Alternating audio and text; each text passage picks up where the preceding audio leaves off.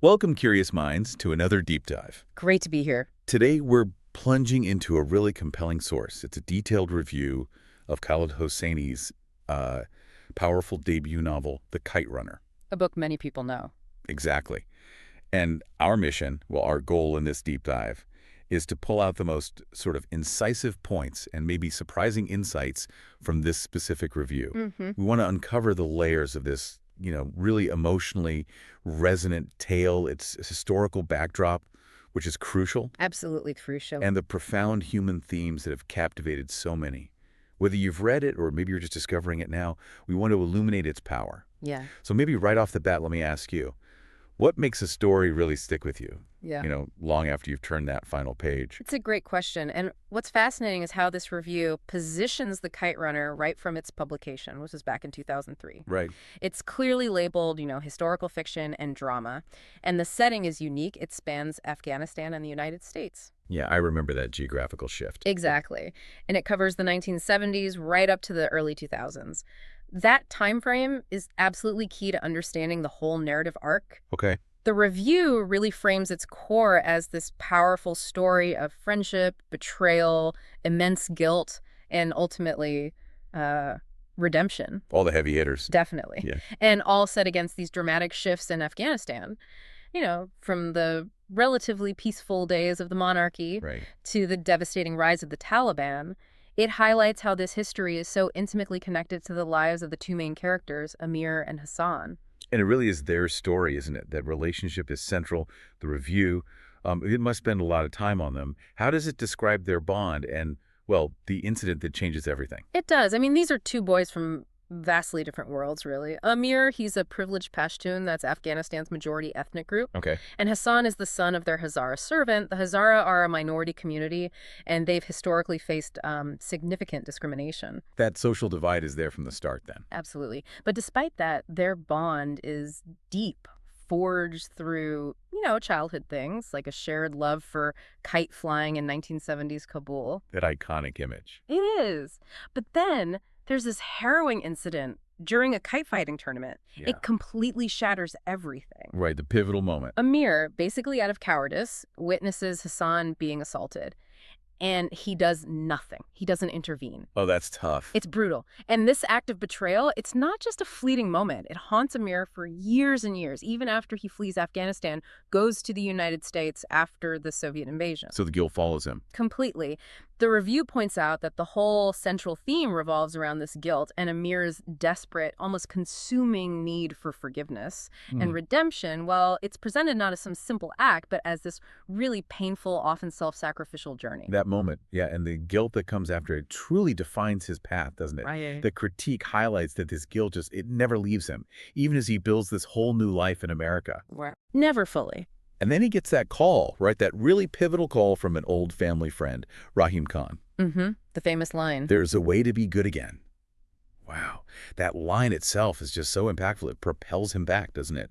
Back to a Taliban-ruled Afghanistan for this final, intense act. It's the catalyst for the whole third act, really. You mentioned the review emphasized redemption as a painful, self-sacrificial journey. Yeah. How did the review kind of illuminate that? Were there specific narrative choices or interpretations it highlighted? Yeah, the review really digs into this aspect. It points out how Hosseini doesn't offer any easy outs, no quick fix for Amir's deep-seated guilt. Right. No simple apology tour. Exactly. Instead, it describes his return to Afghanistan as this, brutal crucible.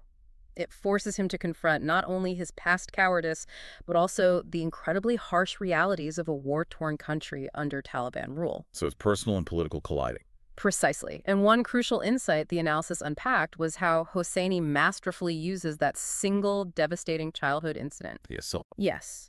Not just as a plot device, but almost as a microcosm for Afghanistan's own fractured history. It shows how personal betrayals and national betrayals can kind of echo each other. It's a powerful connection. It is. And this journey back forces Amir to make profound personal sacrifices. I mean, to literally put his life on the line. It shows that true atonement demands a far heavier price than just feeling bad about it, than mere regret. It's quite profound how the review frames redemption that way. Not as an easy fix, but this grueling journey.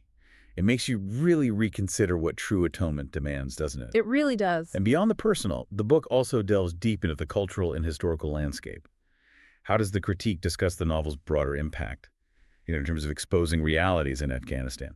Well, connecting this to the bigger picture, the novel powerfully exposes the harsh realities of ethnic discrimination in Afghanistan. That's a major underlying current. Especially between the Pashtuns and Hazaras, you mentioned. Exactly. That dynamic is central. The review also highlighted Hosseini's subtle use of parallel structures in the narrative, Oh, so. showing how Amir's later journey, his return, sort of mirrored earlier events from his childhood, which deepens the sense of poetic justice, maybe, and the cyclical nature of guilt and consequence. Interesting structural point. And of course, the symbolism of the kites, it's so strong. The review illustrates how they represent both the innocence of childhood, that shared joy. Before everything changed. Right. But also that pivotal moment of Amir's betrayal. But they also become a metaphor later for freedom, maybe redemption, the fragile beauty of human connections. They keep reappearing at critical moments. They tie it all together. They really do. Yeah. And the review praises Hosseini's prose, lyrical yet accessible, and his vivid descriptions. Kabul before and after the conflict, it paints this heartbreaking portrait of a country torn apart. Yeah, those descriptions are unforgettable. Mm-hmm. And it's those elements that make the character so memorable, too. Amir is so complex. He's flawed, insecure, certainly privileged. Definitely flawed. But his character arc, from that passive, maybe cowardly boy to a man actively seeking redemption, it feels incredibly believable, even with his flaws. The journey feels earned, in a way. And then there's Hassan. He's truly the moral compass, isn't he? Loyal, pure-hearted, staying steadfast even after being betrayed. The review largely praises him as that moral compass. Did it offer any more, maybe, nuanced perspective on him? Or perhaps how his unwavering loyalty might also reflect, the societal expectations placed on him? That's a really insightful question.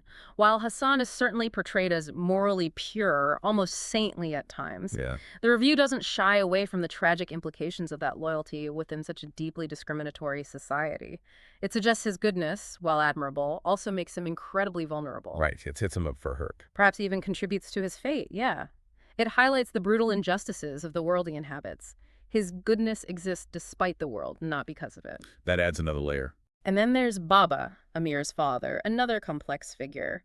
Towering, charismatic, but also morally ambiguous. With his own secrets. Exactly. His own hidden secrets deepen the story's theme of redemption even further. It adds this whole other layer to the father-son dynamic that Hosseini explores so well. The review really emphasizes how these characters aren't just individuals. They represent different facets of Afghan society and its struggles. So, as we sort of wrap up this deep dive, it's clear from the review and the book itself that The Kite Runner is so much more than just a novel. Oh, absolutely. It's a deeply moving exploration of the human spirit. How we fail, how we suffer, and how we strive, sometimes desperately, to atone. That striving is key. This analysis really positions it as a true modern classic. It's praised widely for humanizing the Afghan experience, shining a light on issues often overlooked, especially in Western literature back then. Definitely opened a lot of eyes. And think about its lasting impact. Translated into over 40 languages, adapted into a successful film, even a stage play. What specific aspect, according to this deep dive into the review, do you think truly cemented its place as a modern classic? That's a big question. I think it taps into something profound and universal, that journey from guilt, deep personal guilt, to the desperate need for forgiveness. Something many can relate to on some level. Exactly. Everyone understands regret, the wish to undo something. And the story, as the review highlights, doesn't sugarcoat redemption. It really portrays it as this painful, often self-sacrificial path. No easy answers. None at all. The review's final verdict really reinforces that. With its unforgettable characters, its emotionally charged storyline, The Kite Runner serves as this poignant reminder, and the review uses this phrase that it is never too late to do the right thing. A powerful message. It really is. Its ability to connect these very personal failings with broader historical trauma, all while keeping such a compelling human story at its core, that's what makes it resonate globally, I think. And that leaves us, and you listening, with a powerful thought to maybe carry forward. Given all the complexities of Amir's journey, and the really heavy price of atonement he pays, what do you think it truly means to be good again? It's not simple. Not at all. We encourage you to reflect on that, on the nature of courage, personal responsibility, especially when you're facing that kind of deep-seated guilt. It's a question that lingers long after the story ends.